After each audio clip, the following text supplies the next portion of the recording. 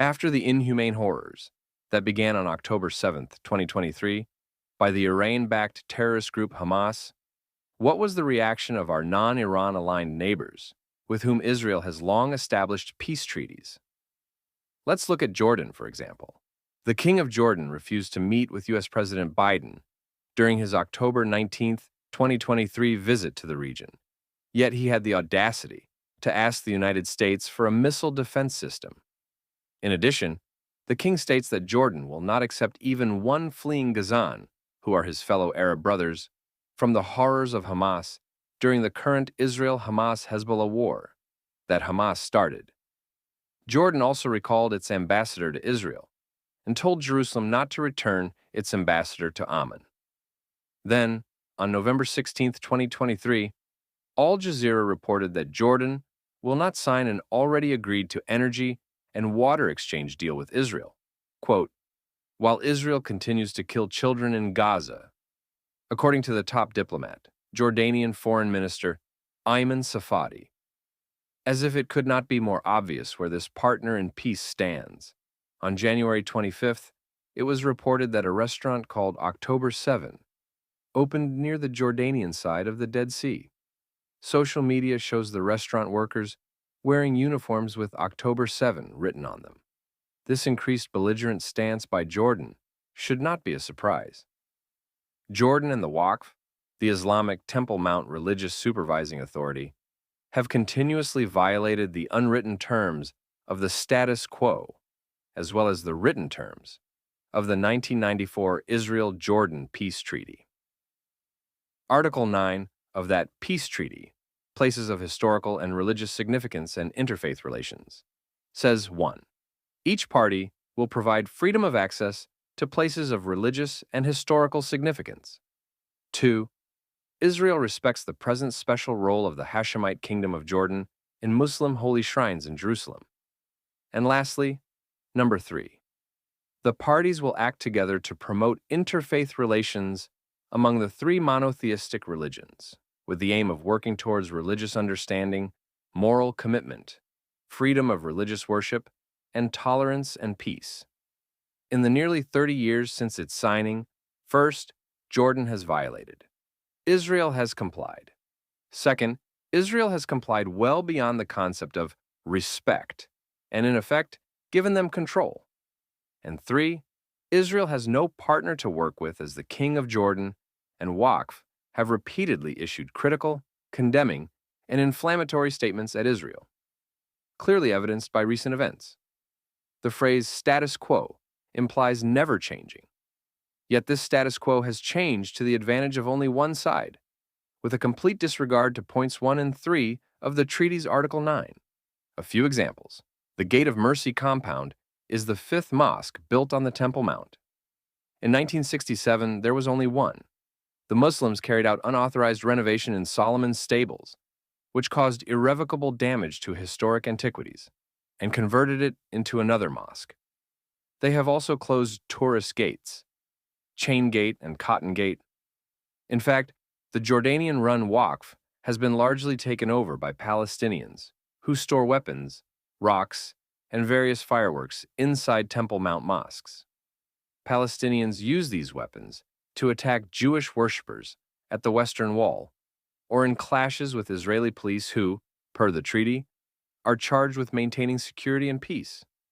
In addition, note the continued and increasing violence coming from the Palestinian Authority territories. No other country in the world, past or present, allows even a friendly foreign country control of internal property, except an embassy or consul. Yet, after recapturing all of Jerusalem in the defensive 1967 Six-Day War, Israel has allowed foreign control on the holiest Jewish site that is the heart of their 3,000-year-old capital city, established by King David.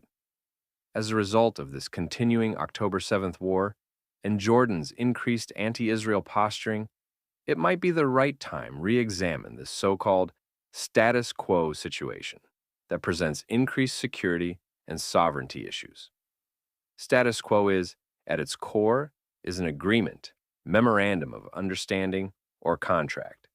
And to be legal, it must contain a few key universal elements. First, context. What caused this contract to come into being? What is the current situation, status, and so forth? A few whereas statements to set the scene. Second, parties. Who are the entities involved? Third, terms and conditions, roles and responsibilities, detailed points on execution and measurement, processes for revisions, how decisions are made, and so forth. And fourth, breach of contract. What determines a breach? Who and how should notification of the breach be handled? Time allowed for rectification of the breach. What happens if a breach leads to termination?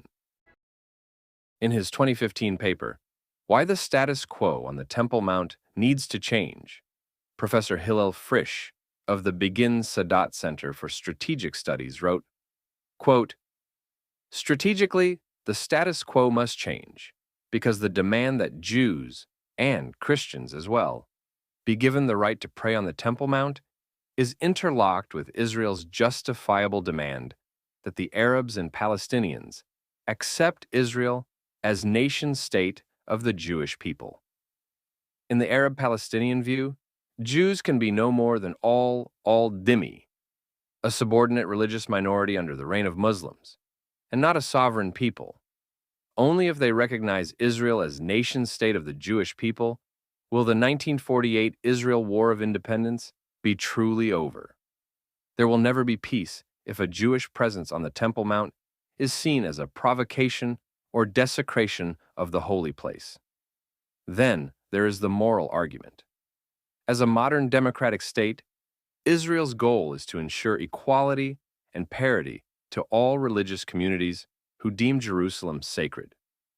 By opposing Jewish prayer on the Temple Mount, Arab leaders, the Palestinian Authority, and Israel's Arab members of parliament show their true colors as leaders driven more by theocratic conviction and anti-Jewish prejudice than anything resembling democratic and liberal convictions. End quote. Therefore, we now have three choices. 1. Continue with the ever-changing status quo that favors one side at the expense of all others, with many ongoing political and increasing security ramifications. 2. Israel takes control over the Temple Mount. While this would be taken as incitement, it is justified under rules of war, 1967, and, in light of the current war situation, it confronts an enemy camp inside Israel's borders. Or 3. Develop a new agreement that is more in line with ancient and modern history.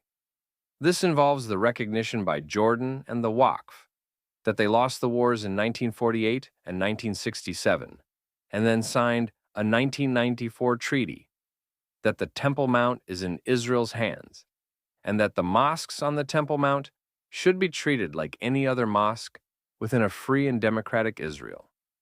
The third choice above could be a win for all, although the second choice should be explored in the context of the current war, which unequivocally exposed Israel's enemies, consistently expressed aims of the total annihilation of Israel and genocide of the Jewish people. Why is there an enemy camp on Israel's sovereign and sacred grounds? We all deserve free and peaceful access for tourists and worshipers of all faiths, better security, and properly handled archaeological research. There is no status quo